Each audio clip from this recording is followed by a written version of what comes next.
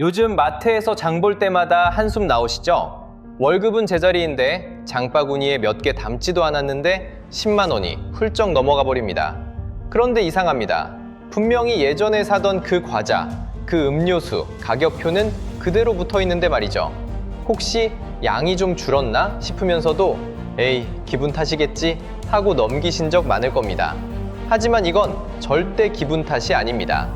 바로 기업들이 가격 저항을 피하기 위해 소비자 몰래 용량을 줄여버리는 슈링크플레이션, 즉 숨은 물가 인상에 덫에 빠지신 겁니다. 이미 우리 생활 깊숙이 침투한 이 교묘한 꼼수는 단순한 기업의 상술 문제를 넘어섰습니다. 이건 소비자에 대한 명백한 기만 행위입니다. 더 화가 나는 건 뭔지 아십니까? 정부가 이 문제를 모르는 게 아니라는 겁니다. 매번 언론에서는 정부가 실태조사에 착수했다, 대책을 마련하겠다고 떠들썩하게 발표합니다. 그런데 도대체 왜 이런 현상은 사라지기는커녕 갈수록 더 교묘해지고 심해지는 걸까요? 여기에는 언론이 절대 말해주지 않는 정부 대책의 결정적인 허점, 그리고 그 배후에 숨겨진 자본의 논리가 있습니다.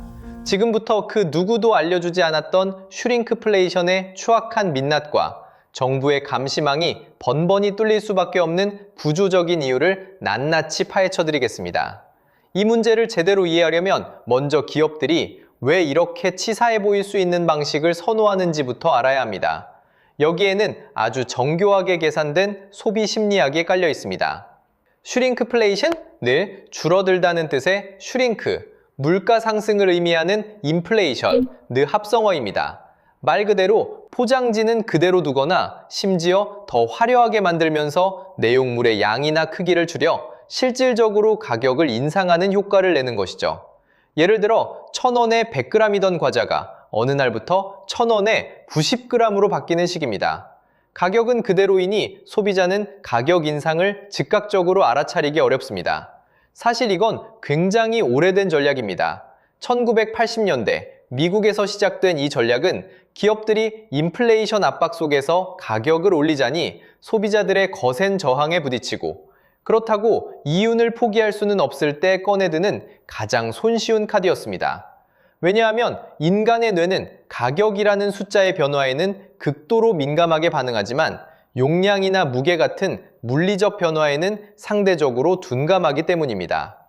심리학에서는 이를 가격 민감성과 수량 둔감성이라고 부릅니다. 기업들은 이 허점을 정확히 파고드는 겁니다.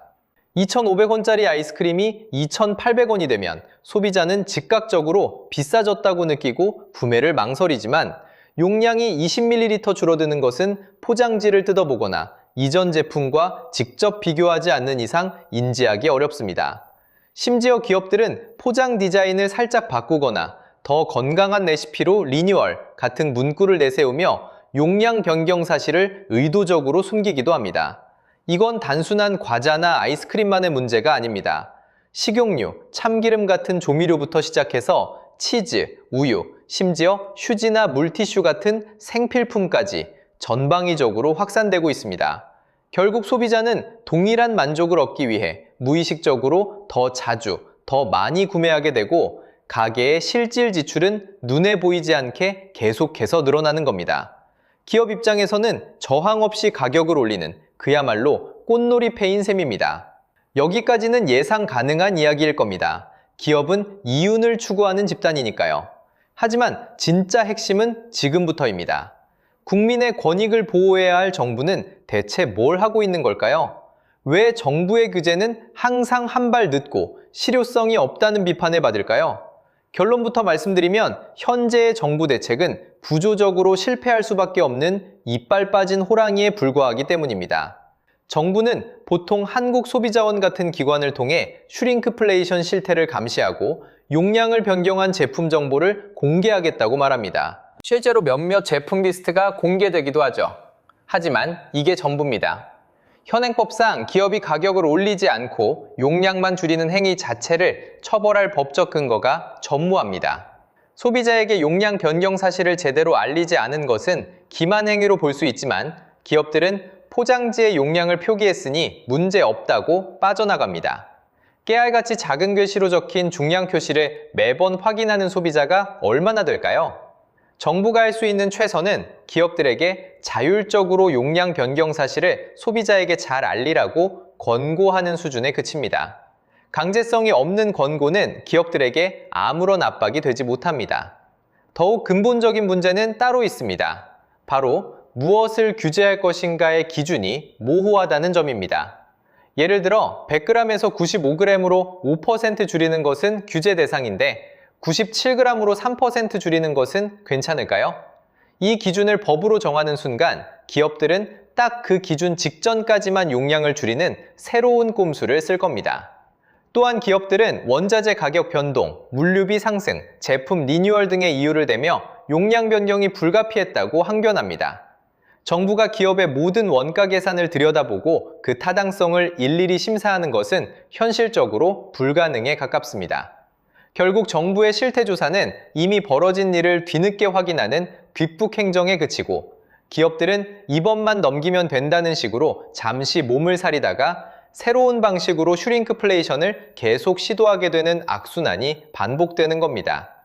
일부에서는 이것이 단순히 정부의 무능 때문이 아니라 물가 상승률이라는 지표를 관리해야 하는 정부와 이윤을 극대화하려는 기업의 이해관계가 암묵적으로 맞아떨어진 결과라는 비판까지 나옵니다. 진실은 저 너머에 있겠지만 분명한 것은 현재의 시스템 하에서는 소비자의 피해를 막을 방법이 마땅치 않다는 사실입니다. 결국 이 모든 피해는 고스란히 우리 같은 평범한 사람들에게 돌아오게 됩니다. 슈링크플레이션이 무서운 진짜 이유는 이것이 공식적인 물가지표에 제대로 반영되지 않는 착시 효과를 일으키기 때문입니다. 정부가 매달 발표하는 소비자 물가지수 CPI를 기준으로 산출됩니다. 슈링크플레이션 제품들은 가격이 그대로 유지되기 때문에 통계상으로는 물가가 안정된 것처럼 보이는 착시를 유발합니다. 정부는 물가 상승률이 둔화되고 있다고 발표하지만 정작 국민들은 생활비가 더 팍팍해졌다고 느끼는 이유가 바로 여기에 있습니다. 통계와 현실의 괴리가 커지는 것이죠. 이것은 단순한 착시를 넘어 보이지 않는 세금, 과도 같습니다. 우리는 자신도 모르는 사이에 더 적은 양의 제품을 같은 돈을 주고 구매함으로써 실질적인 부의 일부를 기업에게 이전하고 있는 셈입니다. 특히 이런 현상은 저소득층에게 훨씬 더 치명적인 타격을 줍니다. 소득에서 생필품 구매 비용이 차지하는 비중, 즉 엥겔 지수가 높은 가계일수록 슈링크플레이션으로 인한 실질적인 소득 감소 효과가 훨씬 더 크기 때문입니다. 부자들에게 과자 한 봉지 용량이 10% 줄어드는 것은 아무런 의미가 없겠지만 한정된 예산으로 아이들 간식을 사야 하는 부모에게는 이야기가 전혀 다릅니다. 이처럼 슈링크플레이션은 사회적 약자에게 더 큰 고통을 전가하는 매우 불평등한 약탈 방식입니다. 기업들은 소비자의 선택이라고 말하지만 정보의 비대칭 속에서 이루어지는 선택이 과연 공정하다고 할 수 있을까요?